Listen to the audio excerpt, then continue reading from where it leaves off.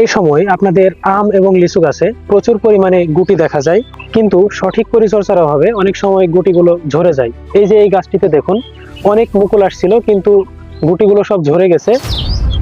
সামনে আবহাওয়ার পূর্বাভাসে তাপমাত্রা বৃদ্ধির সম্ভাবনা রয়েছে।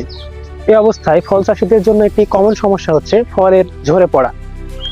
আজকের ভিডিওতে আমরা জানবো ফলের ঝরে পড়া রোধে করণীয় সম্পর্কে। প্রিয় দর্শক, আসসালামু আলাইকুম। এগ্রোমেন্টর থেকে আপনাদের সাথে আছি আমি নাসিম মাহমুদ। কৃষি বিষয়ক সঠিক পরামর্শ পেতে আমাদের এগ্রোমেন্টর ফেসবুক পেজটি ফলো করুন এবং এগ্রোমেন্টর ইউটিউব চ্যানেলটি সাবস্ক্রাইব করুন।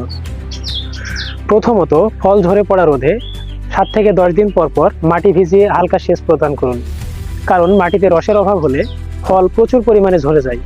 এছাড়া মাটিতে রসের ঘাটতি থাকলে যদি হঠাৎ বৃষ্টি হয়, সেক্ষেত্রে ফল ফেটে যাওয়ার সম্ভাবনা থাকে। দ্বিতীয়ত, পিজিআর হিসাবে ন্যাপথেলিনেটিক অ্যাসিটিক অ্যাসিড ব্যবহার করতে পারেন। ফল ঝরা রোধে ন্যাপথেলিনেটিক অ্যাসিটিক অ্যাসিড খুবই কার্যকরী। বাজারে প্রচলিত ন্যাপথেলিনেটিক অ্যাসিটিক অ্যাসিডের মধ্যে প্লানোফিক্স অথবা ক্রপশেয়ার ব্যবহার করতে পারেন।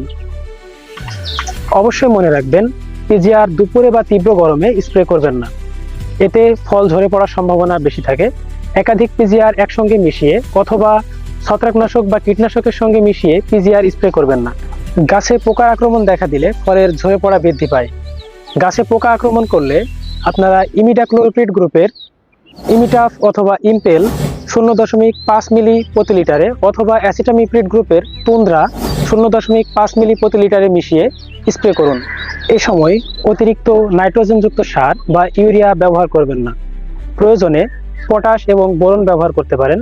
এক্ষেত্রে সলবর বোরন প্রতি লিটার পানিতে 1 গ্রাম এবং কুইক পটাশ প্রতি লিটার পানিতে 3 গ্রাম হারে মিশিয়ে স্প্রে করতে পারেন। যে কোনো স্প্রে করার সময় অবশ্যই খেয়াল রাখবেন, শেষ বিকেলে ঠান্ডা আবহাওয়ায় স্প্রে করবেন। কৃষি বিষয়ক সঠিক পরামর্শ পেতে এগ্রোমেন্টরের সাথেই থাকুন। ধন্যবাদ।